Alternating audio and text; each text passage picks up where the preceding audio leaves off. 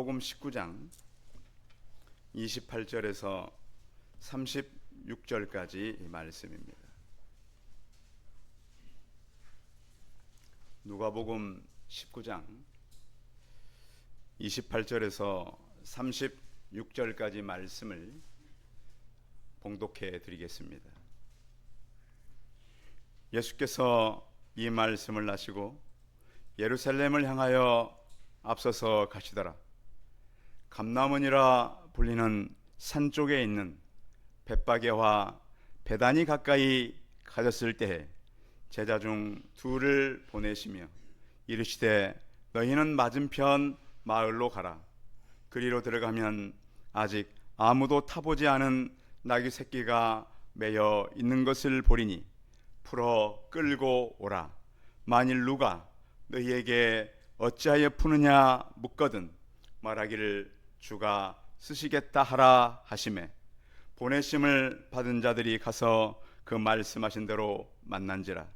나귀 새끼를 풀 때에 그 임자들이 이르되 어찌하여 나귀 새끼를 푸느냐 대답하되 주께서 쓰시겠다 하고 그것을 예수께로 끌고 와서 자기들의 겉옷을 나귀 새끼 위에 걸쳐놓고 예수를 태우니 가실 때에 그들이 자기의 겉옷을 길에 펴더라.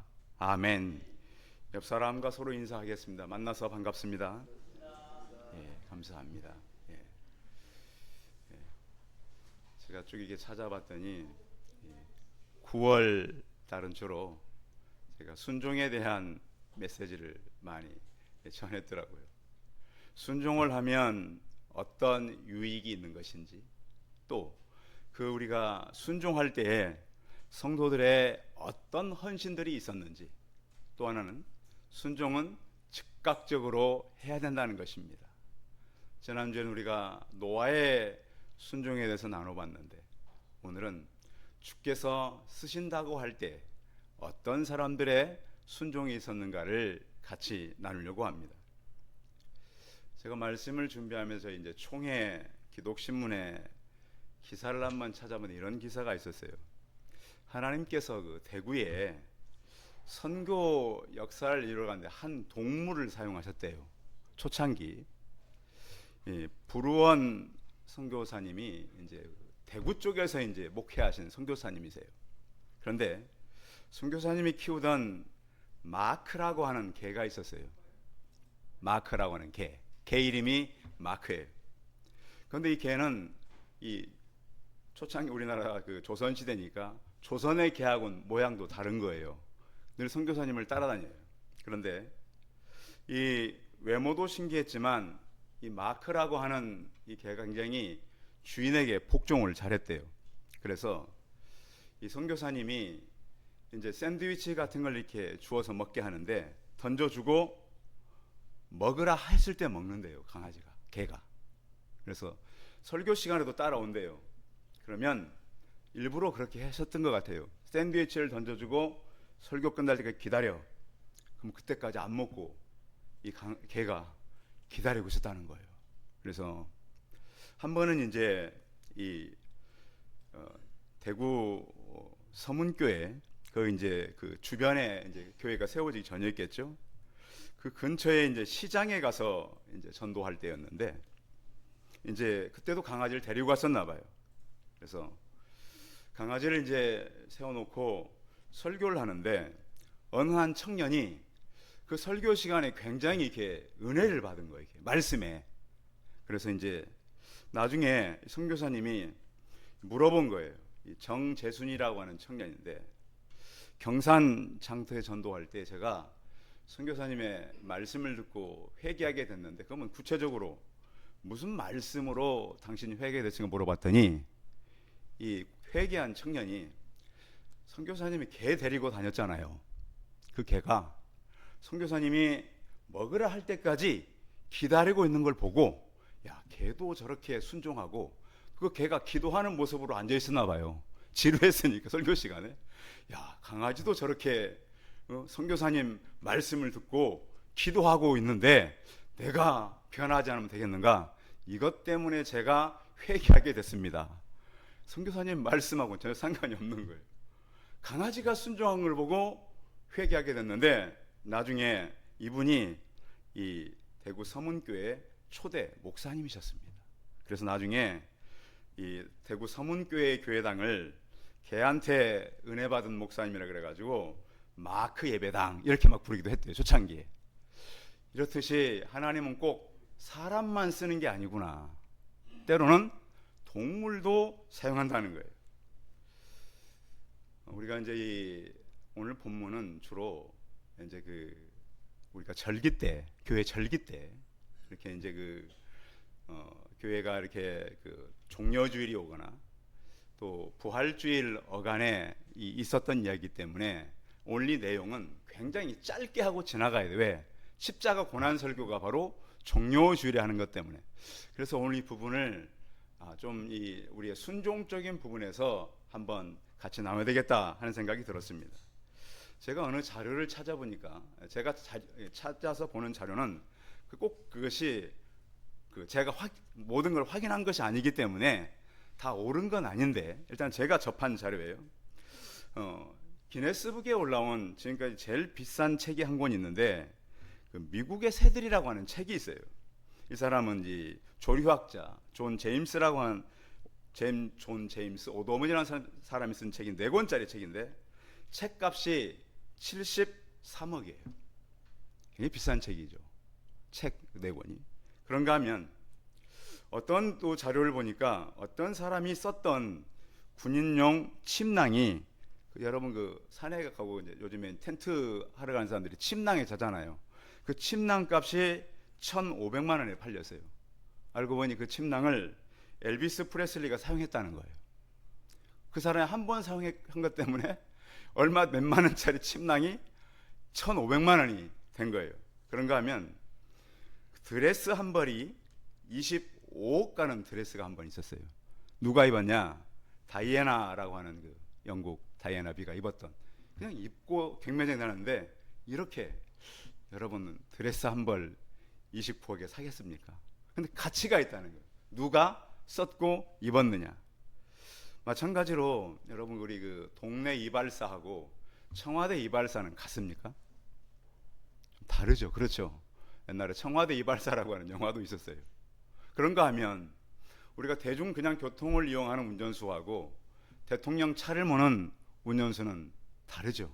그렇죠. 모든 대우가 다릅니다.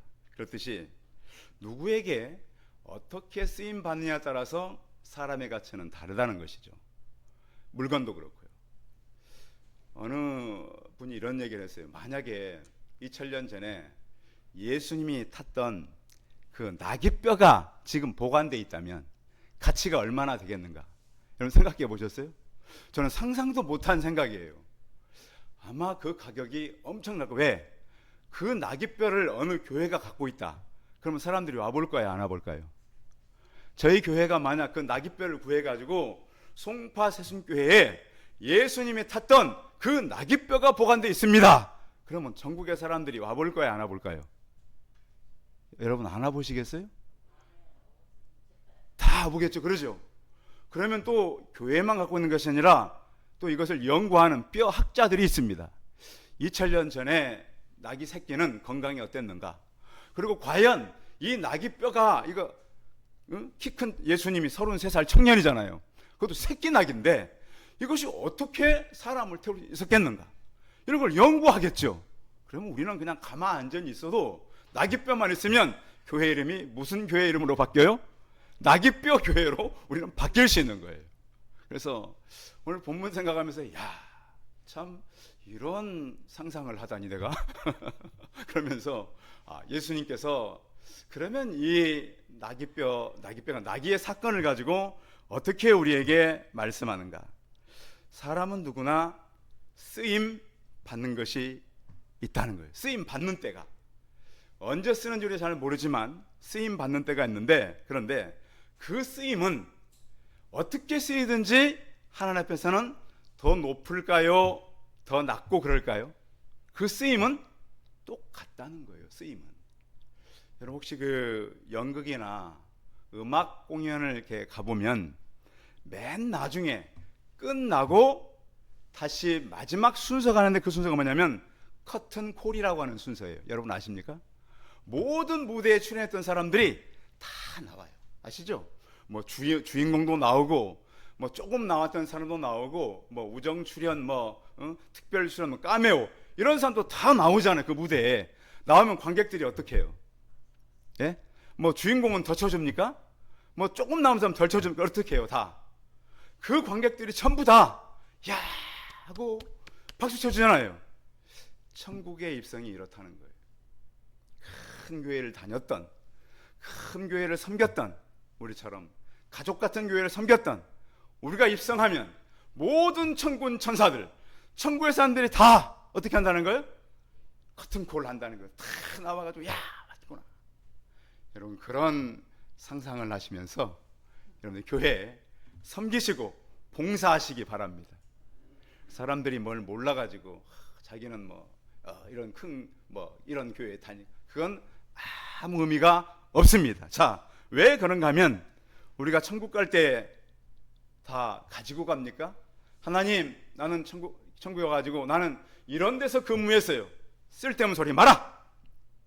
어차피 너도 내가 쓴 것이지 내가 쓰임 받은 거 아니다. 이렇게 말씀할 거예요.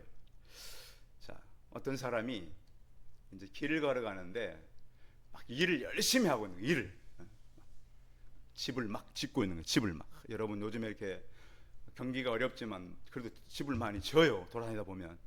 근데 지나가는 사람이 물어본 거예요.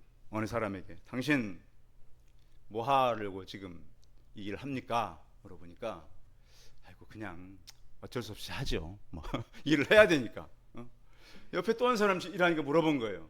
왜 일합니까? 그러니까 보면 몰라요. 먹고 살라고 지금은 먹고 살라고 일을 하지 지금 뭐 하냐고 이라고 물어봅니까? 또 한 사람에게 가서 물어봤더니 당신은 왜 일을 합니까? 예, 저는 이렇게 돈을 벌어서 하나님의 영광되게 쓰려고 일합니까? 별 얘기가 아닐 것 같지만 우리의 이야기는 뭐죠? 우리는 생존을 위해 살지 않습니다. 그렇죠? 그리고 먹고 살기 위해서 우리가 사는 사람들은 아닙니다. 무엇을 위해 살아요? 하나님의 영광을 위해 살아가는 그런 성도들로 살아가시기 바랍니다. 오늘 이 말씀의 내용은 뭐냐면 예수님께서 그 제자들에게 이렇게 말씀하셨어요. 자, 1절, 2절 같이 읽어봅니다. 28절, 29절. 28절, 29절 시작. 예수께서 이 말씀을 가지고 예루살렘으로 향하여 앞서서 가시더라. 감람원이라 불리는 산 쪽에 있는 벳바게와 베다니 가까이 갔을 때에 제자들 둘을 보내시며 30절까지 시작. 이르시되 너희는 맞은편 마을로 가라. 그리로 들어가면 아직 아무도 타보지 않은 나귀 새끼가 매 있는 것을 보리니 풀어 끌고 오라. 오늘 말씀을 자세히 보면 주님께서 가라고 한 마을이 있었어요. 어디 마을? 어디 마을이에요? 예. 여러분 지금 앉아 계시잖아요. 이 의자에서 앉아 계신데 맞은편 마을은 어디입니까? 저 이쪽 맞은편 가락동이죠. 그렇죠? 맞은편. 제가 볼 때는 저쪽에 송파 1동이나 석촌동이란 말이에요. 그런데 예수님은 일을 시킬 때 참 모호하게 시킬 때가 많아요. 저 같으면 예수님 주소 찍어주세요. 응? 아니면 집원이라도 말씀하세요. 몇 시 방향이라도 얘기해야 우리가 갈 거 아닙니까? 그럼 그러지 않겠어요? 제가 무턱대고 저기 지금 가락동에 가면은 낙이 거기 묶여 있을 텐데 새끼 끌고 와. 그럼 여러분들 가겠어요? 오늘 제자들은 어떻게 했어요? 자, 32절을 보면 보냄받은 자들이 가서 두 제자가 갔다는 거예요. 그러니까 성경에 보면 참 예수님은 왜 일을 이렇게 하셨을까? 그런데 중요한 것은 한 번 따르게 되면 순종의 한 걸음이 중요하다. 예, 바로 그겁니다. 우리는 그 하나님께서 어떤 일을 우리에게 말씀할 때 잘 따라해요, 안 따라해요? 안 따라하고 누구 생각을 많이 가져요? 내 생각을 너무 많이 가져요. 이것이 참 우리에게는 많은 문제가 생긴다는 거예요. 주님께서 가라 그러면 가면 그곳 하나님 역사와 능력이 나타나는 우리는 잘 안 가려고 그래요. 안 하려고 그래요. 예수님, 우리 가서 여러분 요즘에 생각해봐요. 남의 집에 가서 나귀 새끼 풀어오면 어떻게 해요? 여러분, 제가 시키면 절대 안 해야 돼요. 예? 남의 집 가서 보니까 지난번에도 보니까 뭐 남의 것 놓고 간 것 훔쳐가지고 다 촬영돼가지고 부끄럽게 된 사람들도 많고 그렇잖아요. 남의 물건 가져가고 남의 것 집에 가가지고 어려움 만나는 것도 많이 있잖아요. 근데 예수님은 지금 제 아들이 생각할 때는 왜 남의 집에 가서 그것도 묶여 있는 거. 근데 예수님의 한마디는 물론 다르긴 했습니다. 그런데 예수님은 지금까지 이렇게 보면 그가 뭘 타고 다니질 않으셨어요. 그럼 안 타고 다녔으면 어떻게 다녔을까요? 예수님은 그냥 걸어 다녔어요. 한 번도. 그런데 예수님은 이번에 예수님이 하려고 하는 일이 좀 특별한 일이라는 거예요. 예수님께서는 정말로 이 땅에 계실 동안 그의 소유가 거의 없었어요. 맨 처음 예수님이 누우셨던 구유도 예수님의 것이었나요? 남의 외양간에 빌려 쓴 거예요. 자, 예수님이 마지막 떠나실 때도 예수님의 무덤이었나요? 3일만 빌려 쓴 거예요. 그래서 예수님은 이번 일도 다 잠시 남의 것을 쓰는 거예요. 그래서 우리는 제자들을 통해서 전능하신 하나님의 일을 하시는 예수 그리스도. 그런데 주님께서 그들을 보낼 때에 이렇게 부탁은 하셨습니다. 31절 보겠습니다. 31절 시작. 만일 누가 너희에게 어찌하여 푸느냐 묻거든 말하기를 주가 쓰시겠다 하라 하시매. 누가 쓰시겠다고요? 그 주가 누구예요? 주인 대신 하나님입니다. 하나님. 이것은 하나님이 쓸 것이니까 달라는 거잖아요. 그러면 그 사람이 줄 것이다. 자, 그럼 예수님은 왜 다른 방법이 있었는데 하필 나귀도 그것도 새끼를 탔을까요? 왜 그랬을까요? 예수님은 다른 동물은 없었을까요? 스가랴서에 보면 이렇게 기록되어 있어요. 9장 9절에 그 예수님의 모습을 기록해 놓았는데 겸손하여 나귀를 타나니 나귀의 작은 것 곧 새끼 나귀니라. 이 말씀을 예수님은 순종하기 위해서 한 거예요. 그렇잖아요. 하나님, 기왕이면 말을 타고 가든가 아니면 좀 더 다른 방법은 없을까요? 아니면 제자들이 12명이니까 이렇게 가마 태워가지고 갈 수도 있잖아요. 그렇죠? 그래서 기마전 하듯이, 여러분 기마전 게임 아십니까? 그 등 태워가지고 이렇게 두 사람 그렇게 갈 수도 있잖아요. 그런데 예수님은 왜 하필 나귀 중에도 새끼 나귀를 탔는가? 말씀을 순종하기 위해서 이렇게 타고 간 거예요. 되게 보면 이제 그 어떤 성에 입성할 때 개선문 있잖아요. 로마의 어떤 장군들이 들어갈 때 굉장히 좋은 말을 타고 그 뒤에는 많은 이 참모들이 따르고 많은 그 행렬이 이어지는 그런 그 입성을 했는데 예수님은 어떻게 보면 이 입성이 그의 가장 생애의 마지막 입성이요. 이 입성은 특별한 의미가 있는 입성이었습니다. 그런데 왜 낙인가? 성경에 보면 평화의 왕으로 왔기 때문에. 로마를 무너뜨리거나 이스라엘을 위해서 희생하는 그런 왕이 아니라 평화의 왕, 회복의 왕으로, 용서와 화해의 왕으로 나간 것입니다. 그래서 이 예수님께서 이 일을 행할 때 두 제자의 순종함이 있었다. 또한 나귀도 마찬가지입니다. 새끼 나귀인데 그 예수님을 등에 지고 꿋꿋하게 예루살렘 성까지 올라가게 된 것입니다. 그러면 우리가 여기서 또 한 가지 생각해 볼 수 있는 것이 바로 나귀의 주인의 허락입니다. 자, 예수님의 입성은 승리의 입성이잖아요. 그런데 며칠 후면 예수님이 십자가에 못 박히잖아요. 예수님은 그래서 십자가뿐만 아니라 십자가 이후에 부활을 바라보면 승리의 입성이셨음을 믿음의 눈으로 바라보시기 바랍니다. 그러니까 우리는 예수님이 지금 이 고난, 십자가 지기 위해서 막 간다 생각하지만 십자가 뒤에는 뭐가 있어요? 부활의 승리를 위해서 지금 당당하게 나귀를 타고 걸어가신다는 거예요. 자칫하면 기독교가 고난의 길, 십자가의 길만 생각하지만 십자가 뒤에는 영광의 부활이 있음을 믿음의 눈으로 바라보시기 바랍니다. 그래서 시편 24편 7절 10절에 이렇게 말씀해요. 문들아 너희 머리를 들지어다. 예루살렘 문령에 나가는 거잖아요. 영원한 문들아 들릴지어다. 영광의 왕이 들어가시로다. 영광의 왕이 누구시냐? 강하고 능한 여호와시요 전쟁에 능한 여호와시로다. 문들아 너희 머리를 들지어다. 영원한 문들아 들릴지어다. 영광의 왕이 들어가시리로다. 영광의 왕이 누시뇨 만군의 여호와께서 영광의 왕이시로다. 성도 여러분, 이렇게 예수님은 보잘것없는 나귀 또 주인을 허락하셨는데, 성경에 쓰임받은 사람들은 그렇게 형편이 좋은 사람들만은 아닙니다. 예수님께서 오병여의 능력을 나타낼 때도 부자의 음식을 갖다가 능력 나타낸 건 아닙니다. 누구 음식 갖다 나타내셨죠? 어린아이의 한 끼니 식사를 가지고 일하셨습니다. 그런가 하면 예수님의 입성은 굉장히 초라한 그런 입성이셨고, 그의 능력은 늘 적은 데서 약한 데서 드러나게 되었던 것입니다. 예수님은 천지를 창조하시고 만물을 움직이시는 하나님입니다. 저는 그런 생각을 했어요. 야, 들어갈 때 기왕이면 코끼리를 타고 들어가시지. 큰 코끼리 있잖아요. 아니면 황소를 여러 마리 이렇게 엮어가지고 옆으로 그걸 타고 가시지. 왜 그렇지 않았는가?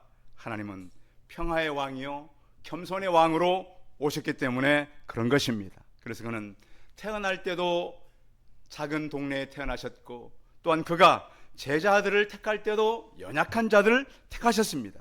그리고 성경은 빌립보서 2장 6절에 이렇게 말씀합니다. 그는 근본 하나님과 본체시나 하나님과 동등됨을 취할 것으로 여기지 아니하셨고, 오히려 자기를 비어 종의 형체를 가지사 사람들과 같이 되셨고, 사람의 모양으로 나타나사 자기를 낮추시고 죽기까지 복종하셨으니 곧 십자가에 죽으심이라. 그 예수님은 전쟁의 왕이 아닌 겸손의 왕이요 사람들의 평화를 이끄는 평화의 왕으로 온 것입니다. 그래서 우리는 그 예수님이 가졌던 그 겸손, 또 예수님이 가졌던 이 마음 가운데 사람들을 평화하려고 하는 그런 마음들이 우리 안에 있기를 바랍니다. 우리는 굉장히 큰 물량주의, 큰 거, 높은 거 좋아하지만 예수님은 보잘것 없는 것을 썼습니다. 자, 그럼 생각해 보세요. 그 탄 나귀는 어떻게 됐을까요? 예수님이 탄 나귀 생각 안 해보셨죠? 생각해 봤는데 틀림없이 타고 나서는 그 두 사람한테 갖다가 주라고 했을 가능성이 높습니다. 근데 만약에 나귀가 더 가자 그러면 어떡할까? 예수님, 나는 여기서 멈추지 않고 십자가까지 내가 갈게요. 근데 예수님은 그렇게 하지 않았잖아요. 나귀는 입성할 때까지만 잠시 쓰임 받은 것입니다. 성도 여러분, 우리는 쓰임 받는 시간과 쓰임 받는 때가 있습니다. 그것을 어디서 찾아볼 수 있냐면 모세에게 찾아볼 수 있습니다. 모세는 굉장히 120살이 됐지만 기력이 있었습니다. 그렇죠? 힘이 있었어요. 눈도 전혀 이상이 없었어요. 느보산까지 올라갈 정도로 모세는 힘이 남아 있었어요. 느보산에 올라가서 모세가 한 기도가 있었습니다. 요단을 건너가게 하옵소서. 그런데 하나님 어떻게 하셨어요? 너는 여기까지.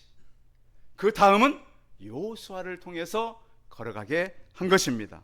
성도 여러분, 하나님은 우리 주변에 참 우리가 갈 수 있는 거리가 있고 내가 맡은 거리가 있습니다. 제가 주변에 이렇게 보니까 우리가 이제 이 주일학교 아이들도 그렇고 우리도 그렇고 이제 주변에 건물들을 보고 있잖아요. 이렇게 보니까 이 건물들이 싸지는 않아요. 그런데 중요한 것은 우리가 걸어갈 거리가 있구나. 우리가 할 일들이 있구나. 그래서 하나님 앞에서 우리가 쓰임 받는, 우리가 또한 하나님께 맡긴 일을 감당하는 성도들이 되시기 바랍니다. 세 번째는 예수님은 그 예언을 이루셨다는 겁니다. 예수님은 청년이었고 새끼 나귀를 탔게 생각해 봐요. 청년들이 새끼 나귀를 타면 그 발이 들릴까요? 예? 그 새끼 나귀 그래봐야 약간 큰 개 정도밖에 안 돼요. 예? 송아지보다 좀 더 낮을 수도 있어요. 그건 발이 거의 끌릴 정도의 모습이란 말이에요. 근데 예수님은 그런 모습을 하고 올라가셨어요. 그런데 예수님은 왜 이렇게 했는가? 그 제자들도 보면 넉넉한 출신들이 아니에요. 약점들도 많아요. 그래서 바울은 이렇게 그 예수 그리스도에서 설명했어요. 고린전서 1장 20절에 보면 예수님께서 택하는 사람들, 형제들아 너희를 부르심을 보라. 육체를 따라 지혜 있는 자가 많지 아니하며 능한 자가 많지 아니하며 문벌 좋은 자가 많지 아니하도다. 그러나 하나님께서 세상에 미련한 것들을 택하사 지혜 있는 자들을 부끄럽게 하시고 세상에 약한 것들을 택하사 강한 것들을 부끄럽게 하셨다 그랬습니다. 하나님께서 세상에 천한 것들과 멸시받는 것들과 없는 것들을 택하사 있는 것을 폐하려 하신다 그랬습니다. 성도 여러분, 하나님께서 이 땅에 사용하는 사람들은 강한 사람들이 아닙니다. 힘 있는 청년들만 쓰는 게 아닙니다. 능력 있는 사람들만 쓰는 게 아닙니다. 하나님은 그 붙들린 어린 새끼 나귀라 할지라도 하나님의 때에 사용한다는 것입니다. 성도 여러분, 우리 모두가 하나님의 때에 하나님의 도구로 사용되기를 바랍니다. 하나님은 우리의 재능을 아실까요? 모를까요? 내 재능 아십니다. 내 능력 알아요? 몰라요? 나의 특성 알아요? 몰라요? 나의 수준과 우리의 기호를 다 아세요. 근데 그것을 하나님은 버리지 않고 아름답게 사용한다는 거예요. 성도 여러분, 나는 부족하고 능력이 없는데 내가 어떻게 쓰임을 받을까? 하나님은 그렇기 때문에 쓰시는 것입니다. 우리가 능력이 크면은 우리 능력으로 살아야 되겠죠. 근데 하나님은 능력이 약한 자를 들어서 강하게 사용하시는 것입니다. 그래서 예수님이 입성할 때 어린 새끼 나귀를 우리에게 보여주고 있는 것입니다. 그러면 새끼를 타고 올라가신 예수님이 어떤 상황을 만나시냐면 그 성을 보시고 우십니다. 사람들은 그렇게 환호하고, 야, 드디어 예수님이 왕이 되시면 우리가 예수님 때문에 출세하겠구나, 이런 제자들과는 달리 성을 보시며 우십니다. 이렇게 말씀하십니다. 지금 내 눈에 숨겨졌도다. 앞으로 35년이 지나면 다 무너질 예루살렘 성을 보면서 돌 하나도 돌 위에 남지 않을 것이다, 이러시면서 그 성을 보시고 한탄하십니다. 성도 여러분, 우리는 이 땅에 살아가면서 제자들처럼 그렇게 순종하는 마음을 가지시고 또 주님께서 주시는 그런 마음으로 살려고 노력하시기 바랍니다. 성경은 이렇게 말씀합니다. 사무엘상 15장 22절에 순종이 제사보다 낫고 듣는 것이 순양의 기름보다 낫다 그랬습니다. 하나님은 우리를 이 땅에 이렇게 보내셔서 꼭 여유 있는 그런 사람을 쓰는 것이 아니라 사렙다 과부 집에를 보내시면서도요, 마지막 먹고 죽을 한 끼 떡을 만들 수 있는 그 집에 하나님의 사자를 보내십니다. 근데 그 집이 어떻게 됐습니까? 통에 가루가 닿지 않았고 기름병에 기름이 떨어지지 않았습니다.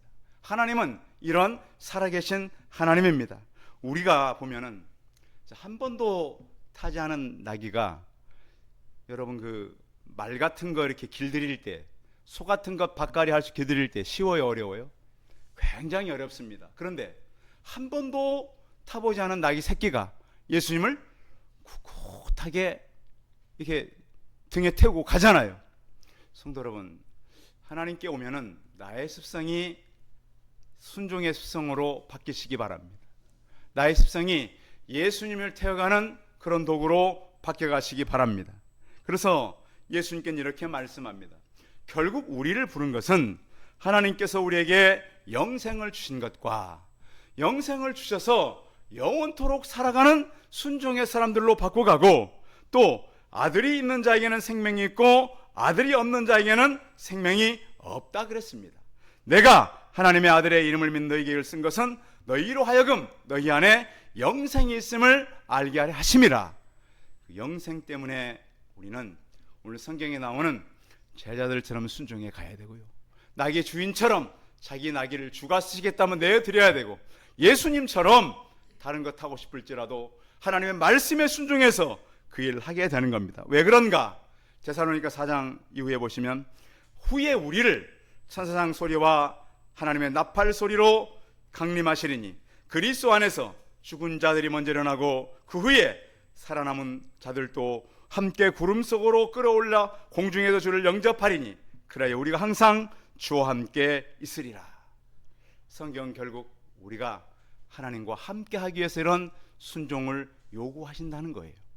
하나님께서 우리를 이 땅에 참 보잘것없는 모습으로 보냈다 할지라도 우리를 통해서 하나님 역사가 일어나고 우리의 순종함이 하나님의 일을 이루는 그런 도구들이 다 되시기 바랍니다.